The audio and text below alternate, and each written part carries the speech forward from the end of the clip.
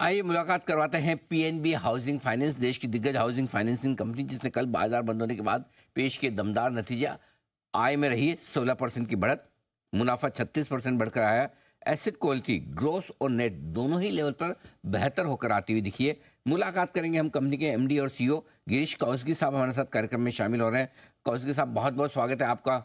Good morning, धन्यवाद हमें समय देने के लिए। और सबसे पहले आपको कॉम्प्लीमेंट्स, बधाई सर। एक बार फिर से आपकी कंपनी ने बेहद दमदार परफॉर्मेंस इस क्वार्टर में पेश की है। विशेष करके एसेट क्वालिटी से शुरुआत करना चाहता हूं, जहां एक और ज़्यादातर हाउसिंग फाइनेंस कंपनियां एनबीएफसीज मुश्किल पा रही है एसेट क्वालिटी को मेंटेन करने में। आपकी तिमाही दर तिमाही बेहतर होकर आई है, क्या खास वजह रही है sir? Okay Anil ji, good morning.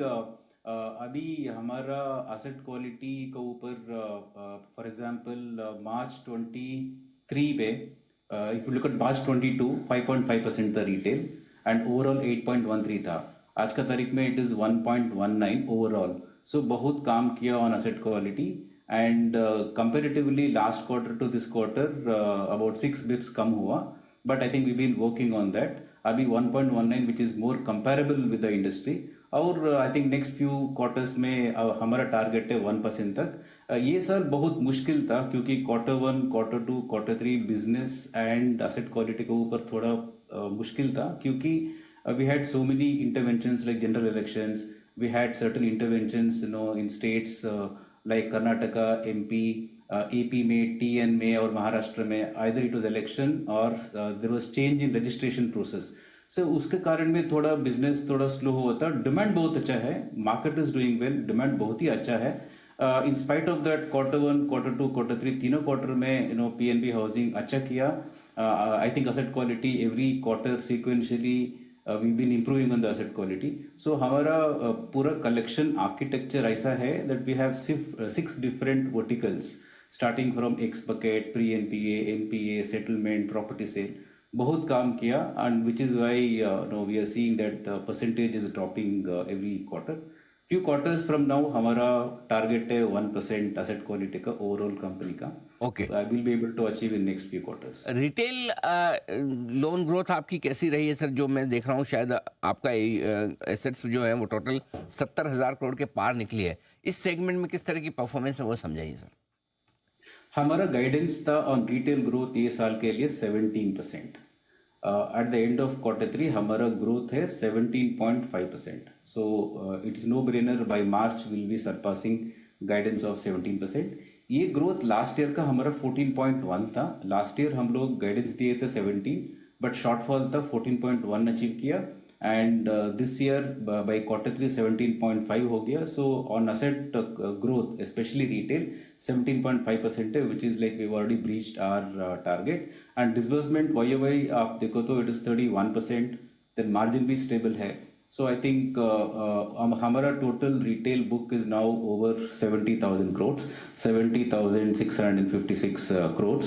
इसमें हमारा अफोर्डेबल जो है वो मार्च में बुक था 1790 crores। ये साल 9 महीने के अंदर ये बुक डबल हो गया। हमारा टारगेट है in this quarter by March affordable का बुक होगा 5,000 crore, and this will come at a higher yield. अभी यील्ड है 12.25 12.3% है। हमारा टारगेट है to take it close to 12.5%। दूसरा, ये साल इमर्जिंग मार्केट नया वर्टिकल चालू किया, it has taken shape. Emerging book is now about little over 13,000 crores। On this book also the yield is higher than prime. So our focus is to focus on Roshni, which is affordable, and emerging. These two verticals will give us a higher yield. So book भी grow हो रहा है, disbursement भी अच्छा है, margin भी improve हो रहा है, yields भी बढ़ रहे हैं। So I think overall it's a good quarter and good first 9 months in the year. Perfect. Kaushiki साहब, बजट भी सामने है, आने वाला है। किस तरह की उम्मीद आप लेकर चल रहे हैं इस बजट से? आपके पर्टिकुलर सेक्टर के लिए क्या कुछ करना चाहिए, बताएं सर।